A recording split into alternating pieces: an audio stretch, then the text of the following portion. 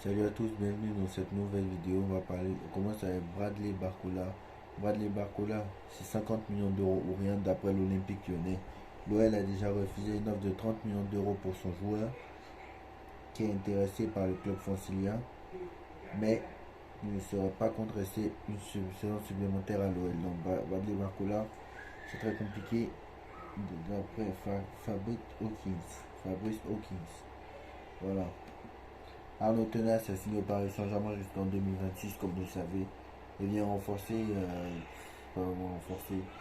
C'est un gardien de la Masia, très clairement du Barça. Alors ça aurait été un phénomène. Moi j'attends de voir sur le terrain parce que s'il était si fort que ça, je pense que le Barça l'aurait gardé. Parce que quand même, faut pas l'oublier, s'il était si fort que ça, je pense que le Barça l'aurait gardé. J'ai pas peur de le dire. Donc moi j'attends de voir sur le terrain, je vais pas vous dire il est nul, je vais pas vous... parce qu'il n'a pas encore joué. Donc c'est dur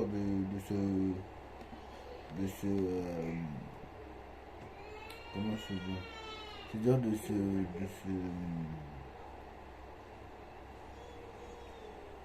c'est dur de se juger ou c'est dur plutôt de trancher. Mais j'ai envie de te dire quand le Barça jette un joueur de la Masia, on a vu que Pedri sa clause c'est de 1 milliard d'euros. Voilà, ça aurait été un phénomène. Arnaud Telas, il l'aurait gardé en gardien, hein. Moi, je suis désolé, hein. J'ai pas peur de le dire, hein. Surtout que lui, Marc-André Ter Stegen n'est pas loin de ses 30 ans, hein. Donc voilà, Marc-André Ter Stegen a 31 ans, donc voilà. Il a déjà 31 ans, Marc-André Ter Stegen. Si Arnaud Tenas était si fort que ça, je pense qu'il l'aurait gardé. Voilà, j'ai pas peur de le dire. Après, on verra les prochains jours. Après, on passe à un autre joueur du FC Barcelone. Comme vous savez, la tendance est claire.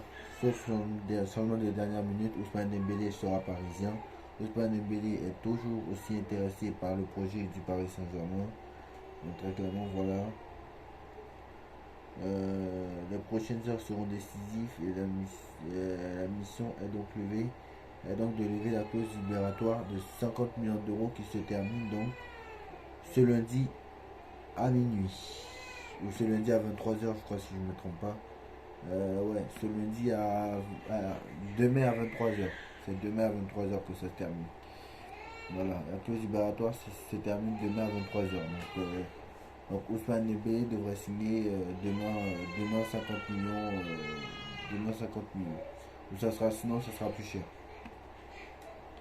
Voilà, Ousmane Dembélé, c'est pas mal. Ousmane Dembélé, c'est pas mal au milieu. C'est déjà pas mal. S'il évite les blessures, c'est un bon joueur. Mais s'il n'évite pas les blessures, par contre, voilà. C'est vrai que voilà. Hier, on a parlé du match du Real Madrid, très clairement, contre le Barça. Alors, j'ai vu un Barça très très chaud. J'ai vu un Barça très très fort. J'ai vu un Barça quand même exceptionnel. Je vais pas vous mentir, je vais pas vous cacher, hein, mais j'ai vu un Barça exceptionnel, hein. J'ai vu un Barça exceptionnel et je vais vous dire la vérité. euh, je vais vous dire la vérité. Voilà. Un Barça qui, certes, a perdu contre Arsenal, mais s'est vite rattrapé. Vous croyez vraiment que que le Real Madrid, club le plus titré du monde, 14 Ligues des Champions, je ne sais pas, 35 Ligas, je ne sais pas combien de Coupes du Roi, je ne sais pas combien de Coupe du Monde des clubs, combien de Super League, Super Coupe d'Europe. Vous croyez vraiment que le club a plus de 100 titres, le club le plus titré du monde, va rester sans attaquant alors que Benzema est parti et qu'il n'y a pas de numéro 9. On sait que Rodrigo va jouer à droite, Vinicius va jouer à gauche et qui joue en 9? Rossellou. Mais si un des deux est blessé, on fait comment? Donc voilà aussi. Donc tu ne peux pas rester un an. Le Real Madrid ne va pas rester un an sans attaquant. Florentino Pérez le sait très bien. Florentino Pérez le sait très bien. Excusez-moi, je baille là pour l'instant. C'est compliqué. Compliqué. Florentino Pérez le sait très bien. Donc voilà.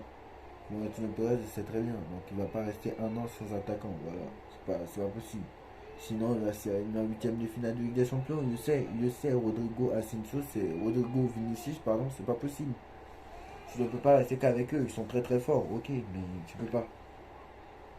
Voilà. Donc pour l'instant, du côté du Paris Saint-Germain, voilà, tu n'as pas un effectif pour gagner la Ligue des Champions. Voilà. Tu l'as pas, voilà. City est meilleur que toi, Bayern est meilleur que toi, le Real est meilleur que toi, Barça est meilleur que toi, j'ai pas peur de le dire. Si le Real c'est meilleur, c'est que le Barça c'est meilleur. Tout le monde est meilleur que toi à l'heure actuelle. Toutes les grosses écuries européennes sont au-dessus de toi à l'heure actuelle. Au niveau de l'effectif, bien sûr, hein. Parce que, ouais, c'est vrai, au niveau du jeu aussi, quand je vois le Barça contre le Real, j'ai un élément de réponse. Parce qu'en fait, pourquoi on va prendre les matchs du PSG, pourquoi on va pas prendre les matchs du PSG au sérieux? Admettons, sur la tournée japonaise, ils nous gagnaient 4-0, 5-0, 6-0 à tous les matchs. Pourquoi on va pas prendre ça au sérieux? Parce que tout simplement, là, dans la tournée japonaise, ils n'ont pas gagné un match encore, mais je veux dire, pourquoi on va pas prendre ça au sérieux? Parce que très clairement, on sait comment ça commence. On sait que ça commence comme ça, des 4, des 5, des 6-0, et après, ça fait autre chose. Voilà. Et après, tout disparaît. On le sait. Souvenez-vous, en 2018, souvenez-vous, en 2018, le début de saison était exceptionnel, et après, plus rien. Avec Tourelle, on a eu 6 bons premiers mois, après plus rien. Galtier, on a vu 2 bons premiers mois et après plus rien. Donc ça a bien joué les 2 premiers mois et après plus rien. Souvenez-vous après la Coupe du Monde ce qui s'est passé. Donc voilà. Euh, voilà, on est obligé de se méfier quand même du Paris Saint-Germain. Voilà, on est obligé de se méfier. En plus c'est contre des équipes japonaises. Donc voilà. Alors que le Barça, le Real Madrid, s'ils jouent bien, malheureusement pour eux. Et malheureusement pour nous, on va devoir prendre ça au sérieux. Parce que le Real Madrid, c'est quand même le Real Madrid. C'est pas. Là-bas, c'est un club très très structuré. Voilà. Et en fait, le Real Madrid aussi, pour tout dire, le Real Madrid a un calendrier de folie. Voilà. Pour l'instant, ils ont un calendrier de folie. Ils ont la Juventus dans peu de temps. Voilà. Ils ont la Juventus dans 3 jours. Voilà. Avant le premier match de Liga le 12 août. Donc voilà. Ils ont eu l'AC Milan. Ils ont commencé avec l'AC Milan. Ils ont battu Manchester United. Bon, ils ont été battus par le Barça. Donc ils ont fait AC Milan, United, et, FC Barcelone, Juventus. Donc c'est exceptionnel. Donc quand tu comptes, ça fait United c'est 3 Ligues des Champions. La Juve c'est 3, ça fait 6. 6 plus FC Barcelone, ça fait 5, donc ça fait 11. 11 plus 11 plus 11 plus la dernière équipe c'est qui? La dernière équipe 11 plus 11 plus 7 ça fait 18.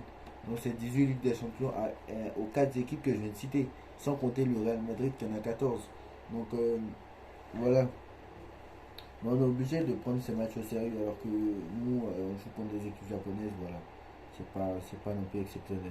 Donc arrêtez de me dire qu'Mbappé ne sera pas madrilène. Si Mbappé n'est pas madrilène, je peux vous dire que le Real ne passera pas les quarts de finale de Ligue des Champions. Je m'en bats les couilles de. Je m'en fiche de. Ils ont l'expérience, ils n'ont pas l'expérience. Vous pensez que après ce qui s'est passé, le Real n'a pas fait une campagne extraordinaire? Pour moi, pour Pérez, c'est une saison ratée, hein, la saison qu'il vient de faire. C'est parce que Carlo Ancelotti va passer en 2024 et que très clairement, le mec il arrive en demi-finale de Coupe du Monde, de Ligue des Champions, que Carlo Ancelotti va continuer. Sinon, il allait prendre un autre coach parce qu'il allait dégager, c'est sûr. Il allait dégager, c'est sûr. Parce que Carlo Ancelotti a dépassé Liverpool. On n'a pas eu un grand Liverpool. Voilà. Le Real Madrid a eu Leipzig dans sa poule. Le Real et Leipzig. Ils ont eu Shakhtar. Tous les ans, ils tombent sur le Shakhtar d'ailleurs. Et ils ont eu dernier, là, je crois que c'était. Je ne me rappelle même plus le nom. Bref, voilà. Le Real Madrid, très clairement, voilà. On va me dire, voilà. C'était contre une équipe, voilà. Bref, on va pas faire ça. Voilà. le Real ne va pas rester. Voilà. Le Real l'année dernière, très clairement, en huitième de finale, ils sont tapés Liverpool. Liverpool qui n'a même pas en Ligue des Champions cette saison. Liverpool qui a galéré toute la saison dernière avec des blessures. Bon, certes, il y a eu beaucoup de blessures des années précédentes. Mais très clairement, Liverpool, on n'a pas compris pourquoi pourquoi ils ne sont pas qualifiés pour la Ligue des Champions. Liverpool, ils ont fait Liverpool 6-2, alors que c'était pas un grand Liverpool et que pendant les 20-25 premières minutes, ils les ont mangé. Après, bien sûr, c'est le Real, hein, donc quand tu t'arrêtes de jouer, c'est sûr que ça pardonne pas. En quart contre Chelsea, Chelsea qui était la pire équipe d'Europe, Chelsea qui perdait contre tout le monde.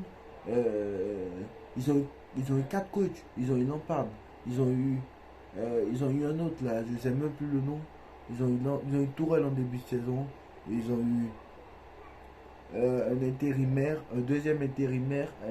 Ils ont eu un intérimaire. Non, non, non, non, c'est pas possible. Donc voilà. Voilà. Ils ont eu Tourelle en début de saison. Ils ont eu un autre intérimaire. Ils ont eu. Non, non, non. Ils ont eu 4 coachs sur toute la saison. Donc ce n'est pas possible. Je pense que voilà, ce n'est pas possible. Voilà. Et City se sont fait bouffer à l'aller, même si les mecs ils ont fait un partout, au retour ils se sont fait bouffer encore. Donc voilà. C'est sûr que s'ils étaient allés en finale, là ils auraient gagné, ça c'est sûr. Si c'était pris AC Milan ou Inter en finale, c'est sûr qu'en demi-finale et que City avait pris plutôt l'autre, ça aurait été AC Milan Real Madrid et City Inter en demi-finale où c'était Real Inter ou AC Milan City, peut-être que ça passerait. Mais là, non. Donc voilà, le Real Madrid n'a pas fait une saison incroyable. Deuxième de Liga. Le FC Barcelone les a mangés. Alors qu'au niveau de l'effectif, pour moi, au niveau de l'effectif, au niveau de l'attaque, au niveau de la défense, le Real était supérieur. Au niveau de l'effectif, le Real était supérieur. Voilà. Pedri, Gavi et si on parle Pedri, Gavi et Kessié, on peut me dire que c'est pas, on peut me dire que c'est supérieur à Modric, Kroos et Chouameni. Au bout d'un moment, il faut arrêter. On peut me dire que Benzema, Vinicius, Rodrigo, c'est pire que Rafinha, Ansu Fati, Lewandowski ou Rafinha, Dembélé, Lewandowski. Ouais, c'est eux qui avaient la meilleure équipe. Donc voilà. Bon, maintenant, on va vous parler maintenant des prochaines vidéos parce que là, on va vous parler de quelque chose. Comme la saison va commencer, là, donc je pense qu'on va vous parler de ça dans une prochaine vidéo. Mais je vais en parler là maintenant, comme ça, il n'y aura pas de prochaine vidéo. Alors, comme la saison va commencer, très clairement, on va commencer à faire les pronostics. Donc très clairement, voilà. Maintenant, on va vous parler des... Voilà.